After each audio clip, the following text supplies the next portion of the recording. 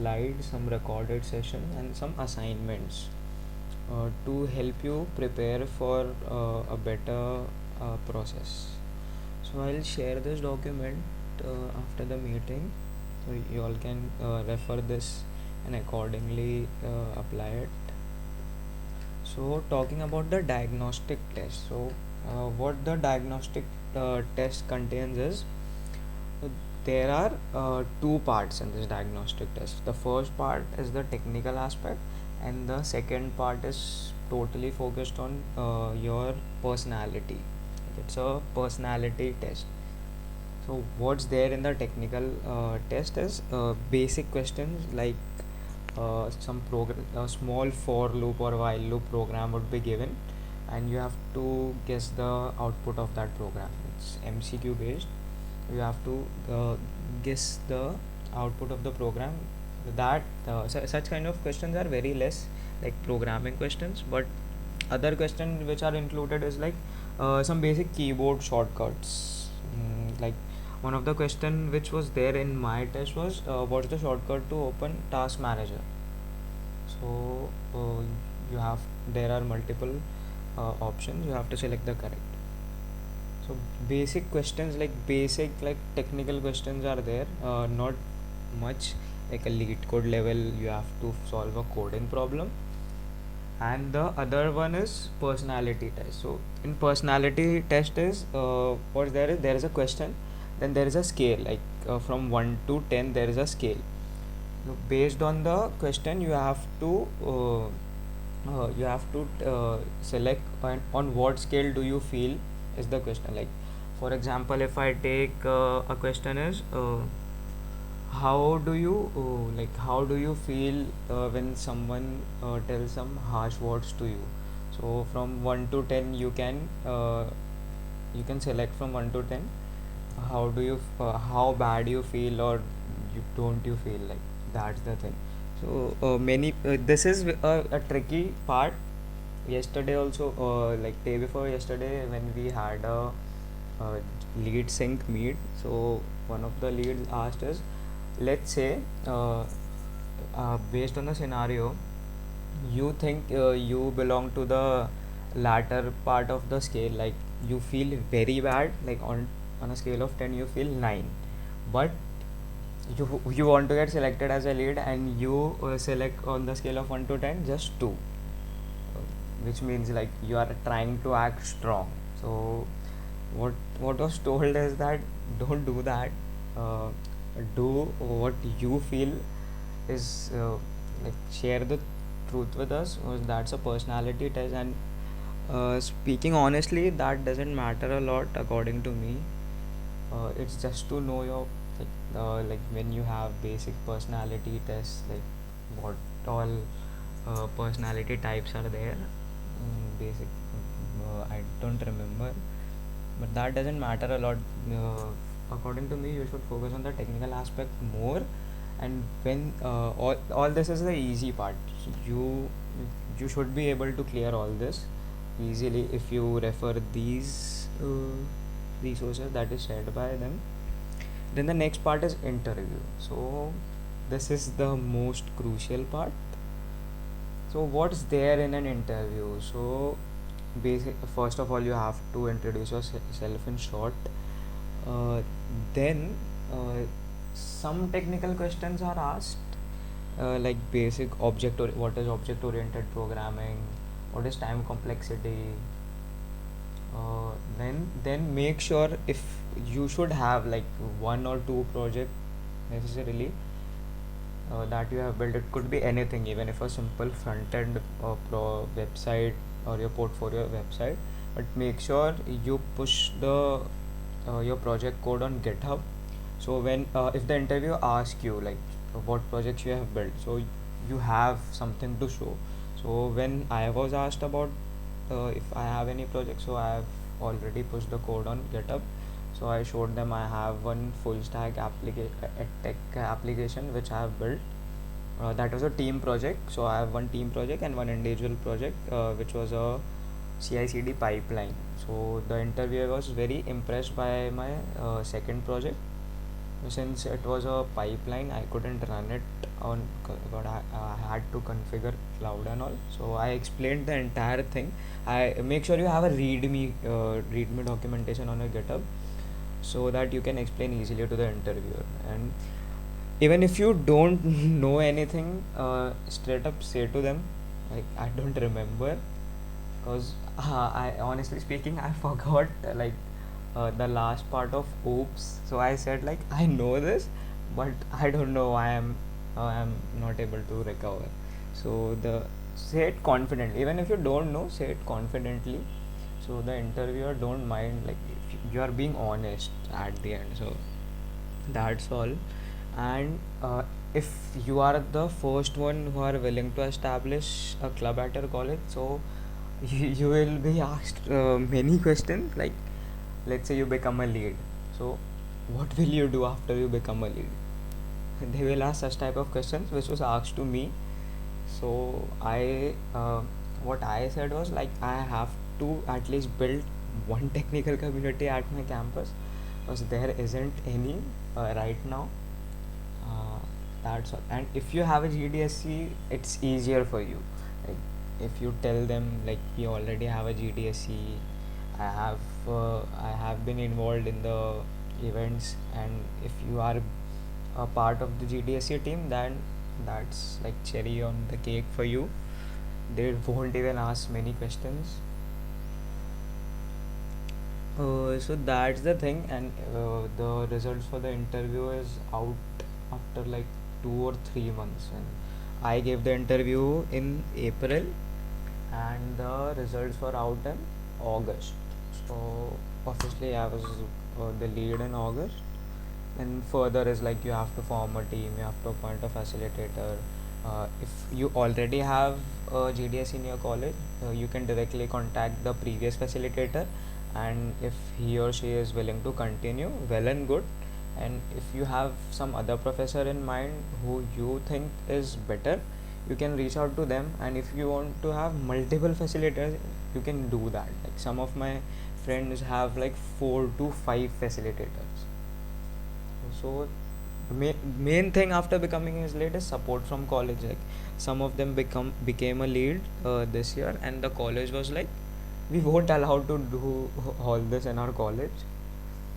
But thankfully, this didn't happen in my college. I have cancelled many lectures this year for organizing an event, and I have hosted almost 9 to 10 events this year.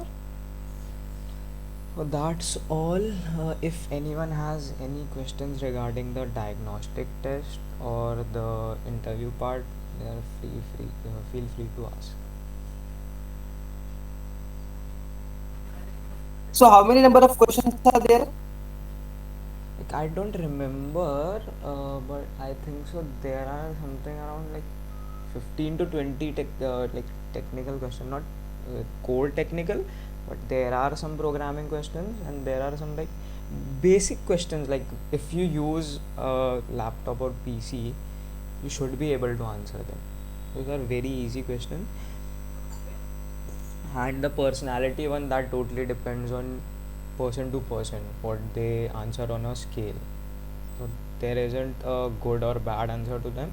It's just to know your personality type or something like that. And in interview, the Okay. most important thing is interview is being confident. That's it. Like join the meet 5 minutes prior, and just say the be honest in an interview. And if you are advanced to the interview stage, that means you have some capability. That's why you are shortlisted for an interview. If you get shortlisted for an interview, it's pretty much easy from there. Like when I gave the interview, I was pretty confident that I'm going to get selected, and I was selected, and I'm graduating in the next 3 to 4 months. Successfully done. So do you have any other questions, or anyone has? It depends. Like I didn't have a CV, because I was doing open source. I was very active on GitHub and doing open source in my second year. But I just shared my. I didn't even make a profile on LinkedIn at that time. I was active on Twitter, so I shared my Twitter link in the application and my GitHub profile because my GitHub chart was pretty much green in the previous months. If you have a good GitHub, then you have to, like, even if you are not active on GitHub, you should post your GitHub profile link. But I didn't post my CV. That doesn't and many people have asked me, like, uh, does some people write technical blogs and stuff, so does that give them an edge? Like, according to me, there would be slight advantage. Even on Twitter I have written many technical threads, so I don't know if they go through all that. But the main thing in application is how you answer that essay questions and your video.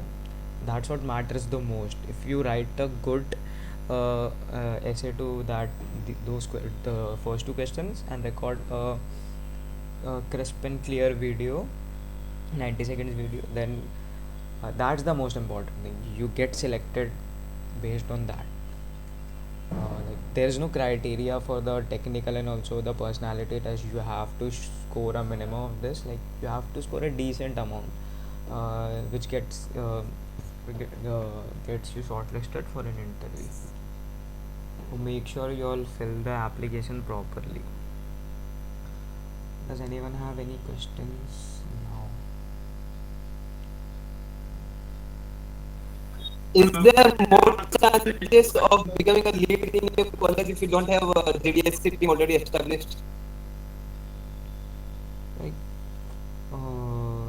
the thing is, if there isn't any GDSC in your college, so now I have a GDSC. So from my college, there will be multiple students who will fill the application.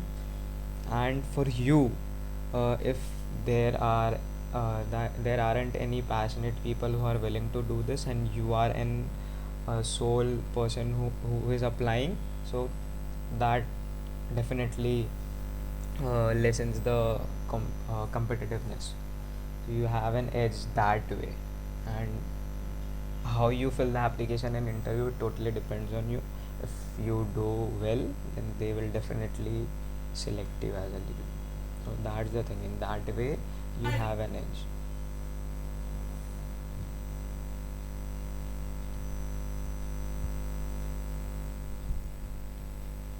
So after you get selected as a lead, like I said, you have to host a minimum for, like, a event in the 90 days window. But apart from that, we have to run multiple campaigns. So the first campaign that was introduced to us was cloud campaign, where there was Your a voice is breaking. sorry. Your voice is breaking. Hello, am I audible now? Hello.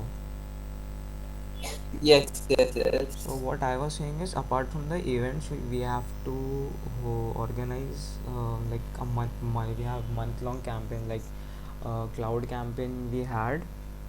So what we have to do in the cloud campaign is, there was a Google Cloud course which was on they share their course website, and the people who are registered in that course, some cloud credits are shared with them. And there are certain milestones you have to achieve. For this time it was like 80 people should complete the course, so you belong to the tier 1 group. Then 60 people, if 60 people complete, you belong to the tier 2, and accordingly, if 40 people complete, you fall into the tier 3 category. So these are the categories that was this time. So we achieved tier 2 this year, that 60 completions, which was pretty good, as we were first timers, and that was our first campaign.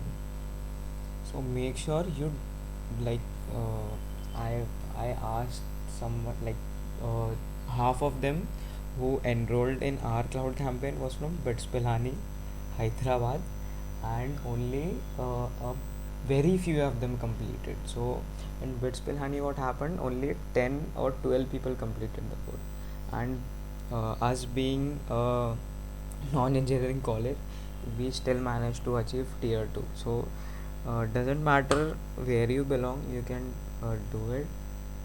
But Spelani definitely has such a big name. But what the lead said to me was, no one is really interested in this, and no one cares about it. So that's pretty sad.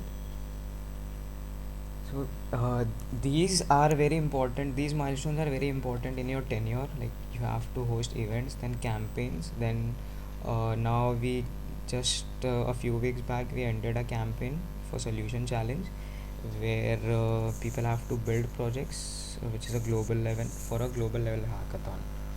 So we also successfully completed it, which is counted like the events and the campaigns are counted for your graduation.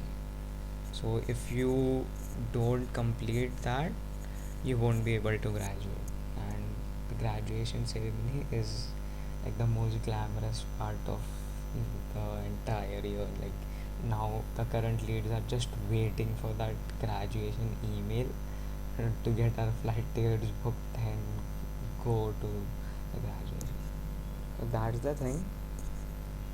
First, you get selected, and then accordingly, even if you don't have any experience in managing events, you will get through the team. So that was my experience for this year, and I will successfully graduate this year. If anyone has any questions, they can ask. Even if you have any questions regarding yesterday's session, you all can ask about the questions and video part. No, for me, everything is clear now. So for every if it's clear for everyone else, you all can just show a thumbs up.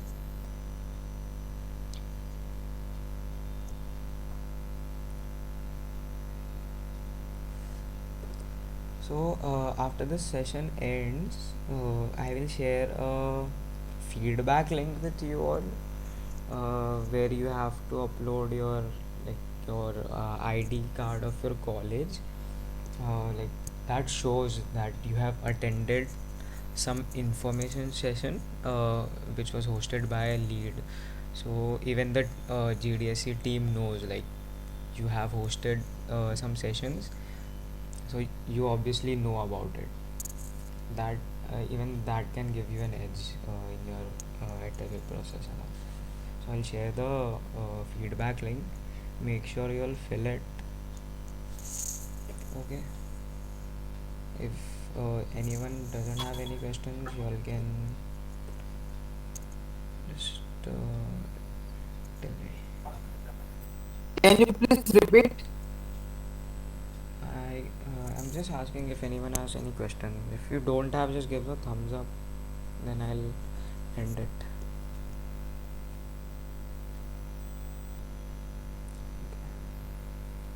So, Tarun, in your college, you said like you have already established some club. Sorry, but you are not audible. I said in your college you have already established some code cell, na? Yes, yes, we have recently started So, development cell. yeah. So for you, the thing is you can talk on that thing. Like you can emphasize mostly on that, cause they want for a new lead. What they want to know is if there is an existing community, and if you are a huge part of it, then definitely it's good for you. Your voice is really breaking on my side. Hello, am I audible now?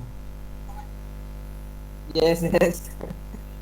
Okay, what I was saying is that if you have any other community that gives you an edge, because you will be asked many questions based on that. Like Do you have any technical community in your college, and are you part of any of the community? So you should emphasize more on that side, like you should primarily talk about that, about your whatever community you have in your college. Okay. Okay. So Okay. if everything is clear, And I'll. basically our development, huh? No, no, say. So basically our development cell is meant to build applications which will be helping teachers. Like we have built attendees, a software which check attendance, online attendance, and it helps teachers to their teachers are no more required to make Excel sheets of for these defaulters. Okay. And then we have created the project for resource allocation, wherein our admin teacher, or we can say HOD, the manager schedules this classroom for room 501 is for BSCCS at time 9 to 10 and everything like that. Okay, that's good. Like you can talk about it. So the project aspect is also covered in this, and the community aspect is also covered. So you can talk about it, and that's it. So I established a GDSC first time in a non-engineering college. So hope so you establish the second club which doesn't belong to an engineering background. So all the best to you and to others as well. If you all have any other doubts, you all can directly contact me later. And that's it. If everything is clear, you all can leave. And if there are any questions, you all can unmute and tell me. Ritika and Shreya can stay back. I need to talk to you all. Okay. So that's it. Thank you for attending. And make sure you all fill the feedback form.